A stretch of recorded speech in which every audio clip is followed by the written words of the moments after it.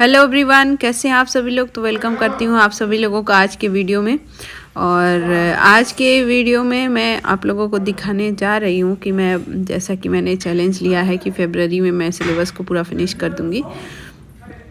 उसके बाद फिर मैं मार्च से रिवीजन स्टार्ट कर दूँगी और रिवीजन के बाद मतलब पूरा होल रिवीजन स्टार्ट करूँगी और उसके बाद फिर प्रैक्टिस सेट लगाऊँगी। रिवीजन प्रैक्टिस सेट मार्च और अप्रैल दोनों मंथ्स करूँगी। तो आज है मेरा डे 11 और डे 11 के लिए मैंने टॉपिक्स डिसाइड कर लिए थे और उसको अपने नोटपैड पे लिख लिया था। और लिखने के बाद फिर उसी हिसाब से मेरी क्लासेस बहुत ज़्यादा पड़ जाती हैं क्योंकि टॉपिक्स ज़्यादा रहते हैं तो उनको करने में टाइम ज़्यादा लगता है। तो फिर मैंने क्लासेस करना स्टार्ट कर दिया था।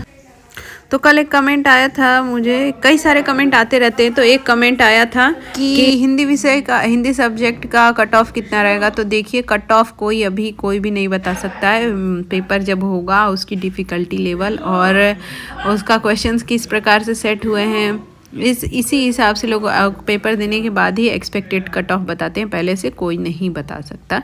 तो इसलिए पहले से मतलब सोचना भी बेकार है। बिफोर पेपर हम कुछ डिसाइड नहीं कर सकते हैं। और मेरे लिए इस समय मतलब दिन बहुत टफ़ डेज़ जा रहे हैं क्योंकि मेरे बेबी की तबीयत ख़राब है और उसकी भी टेक केयर करनी होती है और बहुत मुश्किल से मतलब दिन में टाइम मुझे मिल पा रहा है। तो फिर मैं लेट नाइट स्टडी करती हूँ और दिन में जब वो सोया रहता है तब पढ़ाई कर पाती हूँ। तो मुझे पढ़ाई मैनेज करने में थोड़ी मतलब टाइम निकालने में थोड़ी दिक्कत हो रही है। बट एक बार अगर आप डिटरमाइंड हो गए हैं कि मुझे पढ़ना ही है, ये टॉपिक्स आज निकालने ही है, तो फिर वो हो जाता है, आप चाहे जितनी भी बड़ी मुसीबत में हो। और एक कमेंट आया था, उन्होंने पूछा था मुझसे, मैं उनका नाम नहीं ले रही हूँ क्योंकि नाम डिस्क्लोज़ करना अच्छा नहीं है। तो उन्होंने कमेंट किया था कि मेरे घर पे बहुत सारी दिक्कत चल रही है, मेरे फादर की मीन्स तबीयत ख़राब रहती है, तो मैं बहुत सारा टेंशन है, तो मैं कैसे पढ़ाई को कंप्लीट करूँ। तो देखिए, जैसे आप खाना, इतनी सारी टेंशन है तो आप खाना बनाना तो नहीं छोड़ती हैं, नहाना तो नहीं छोड़ती हैं। तो उसी तरह से आप सोचिए कि मुझे पढ़ाई भी मेरे लिए बहुत ज़्यादा अर्जेंट चीज़ है, मैं इसको नहीं छोड़ सकती हूँ। भले ही आप 8 आवर्स ना पढ़ें, 2 आवर्स पढ़िए, 3 आवर्स पढ़िए, जितने आवर्स से स्टार्ट कर सकती हैं, 1 आवर पढ़िए, उतना ही आवर पढ़ना स्टार्ट करिए। उसके बाद धीरे धीरे अपनी हैबिट को इंक्रीज़ करिए। फिर आपको ऐसी आदत लग जाएगी, जैसे आप बिना खाना बनाए नहीं रह सकती हैं, वैसे ही आप फिर बिना पढ़े नहीं रह पाएंगी। वो दिन ज़रूर आ जाएगा कुछ ही दिनों में, बट देर होती है स्टार्ट करने की।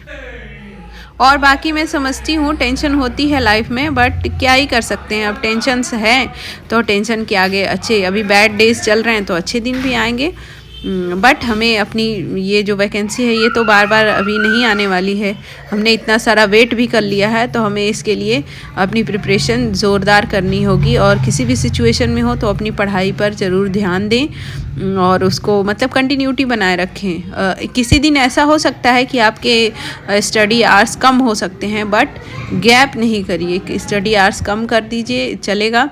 फिर उसको अगले दिन मैनेज कर लेंगे, थोड़ा ऊपर नीचे रहेगा तो, बट कंटिन्यूटी बना के रखिए। अदरवाइज़ अगर 1-2 दिन भी छूटा तो फिर उसके बाद आपकी फिर डिसकंटिन्यूटी हो जाएगी, फिर पढ़ने में बहुत दिक्कत आएगी। तो इस तरह से मैंने आज का डे भी निकाला और प्रॉब्लम्स होते हुए भी मैंने अपना टारगेट्स आज का कंप्लीट कर लिया है, 80% कंप्लीट कर लिया है। फिर उसके बाद और नाइट में करूँगी।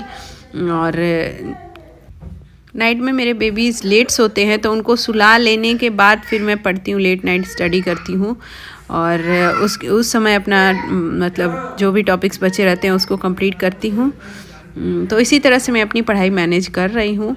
और आप लोग भी कैसे अपनी पढ़ाई को मैनेज कर रहे हैं ज़रूर बताइएगा। और अगर कोई प्रॉब्लम हो या कुछ कन्फ्यूजन हो या कोई क्वेश्चन हो तो ज़रूर कमेंट बॉक्स में शेयर करिए। मैं आप सभी लोगों के कमेंट्स का रिप्लाई करूँगी।